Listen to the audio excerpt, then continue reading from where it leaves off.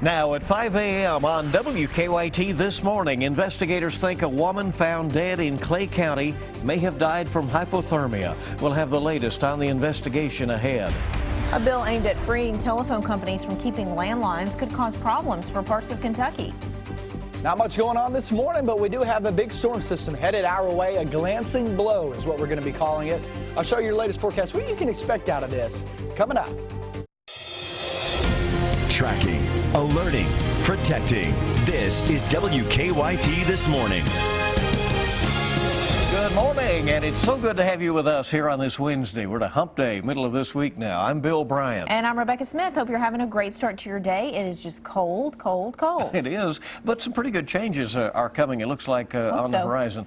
Before that, though, maybe some more winter. Let's check in with Micah now in our First Alert Weather Center. Yeah, it is chilly outside. We're there in the 20s. We're actually 20 degrees higher than where we were just yesterday at this time, so it's better.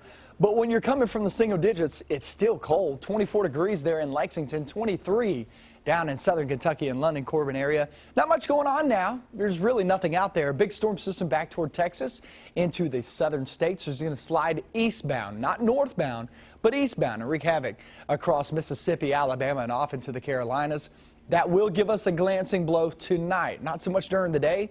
33 degrees, it's not too shabby, but tonight and into tomorrow morning, that's what we're going to be watching, and that's our focus of the forecast with that snow threat. I'll show you the latest on this, the track on it, and what you can expect coming up.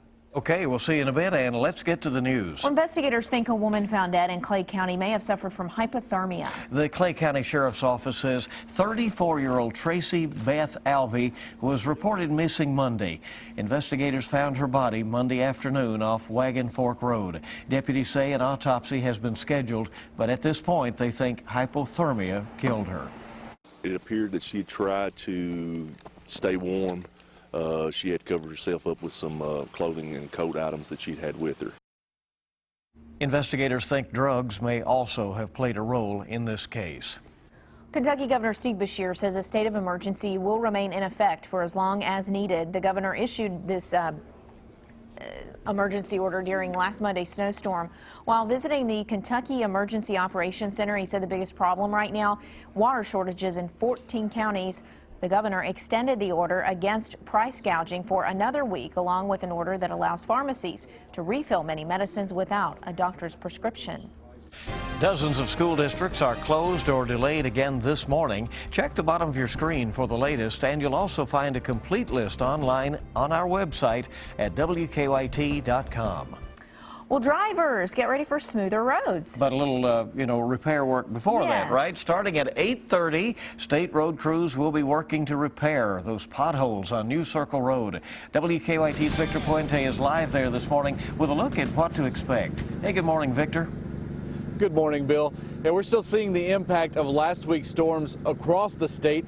That includes on our roads, where that freezing and thawing led to potholes that are now being repaired.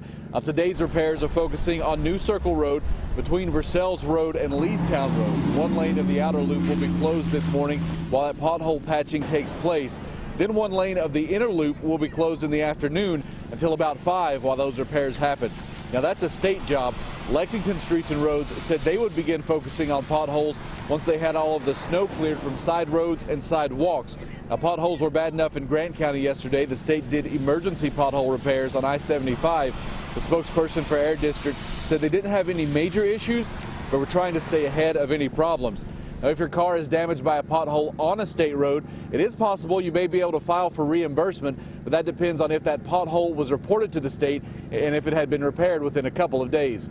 Live in Lexington, Victor Puente, WKYT. All right, be careful. Watch for those crews out there this morning as you travel. Thank you very much, Victor. A strange threat put Danville schools on lockdown for hours. Danville police say an employee from Enterprise Car Rental in St. Louis said that someone called the office claiming he was going to shoot a bus in Danville filled with children unless he received a $5,000 ransom. As a precaution, police locked down schools until everyone was accounted for. It's really scary, and it's something that you got to take serious. Enterprise got the phone number of the person who made the threat. Police traced it to a 15-year-old Boyle County high school student, and he has now been charged with terroristic threatening. There was no specific connection to Enterprise in St. Louis. Police say the boy called an 800 number, which was routed there. A Texas jury has convicted the man accused of killing American sniper author Chris Kyle and one of Kyle's friends. The jury found Eddie Ray Routh guilty after just a few hours of deliberations. In closing arguments last night, the defense claimed that Routh was not legally sane at the time of the 2013 shooting. Routh, a former Marine, will receive an automatic life sentence because prosecutors did not seek the death penalty. We are one step closer to fewer landline phones in Kentucky. A bill that would free phone companies from keeping landline networks in urban areas has passed through the Kentucky House. WKYT's Mark Barber is at our live desk with what this all means for us. Good morning. Good morning, Rebecca. Under House Bill 152, also known as the AT&T bill, major phone companies would no longer have to maintain their landline networks in Kentucky's urban areas. Instead, phone carriers could provide service using a wireless plan or other internet technology.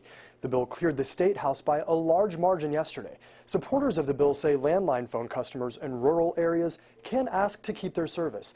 They also say the bill would spark more investment in broadband networks in Kentucky. However, critics say the bill does not require phone companies to expand their broadband networks into the poorer parts of eastern Kentucky, which have been largely overlooked. Now the debate over House Bill 152 now goes to the Senate. Of course, they will decide if the bill lives or dies. From the live desk, Mark Barber, WKYT. Well, smaller Kentucky breweries could be getting some help from lawmakers. A bill passed by the State House would not allow brewers to also own distributors.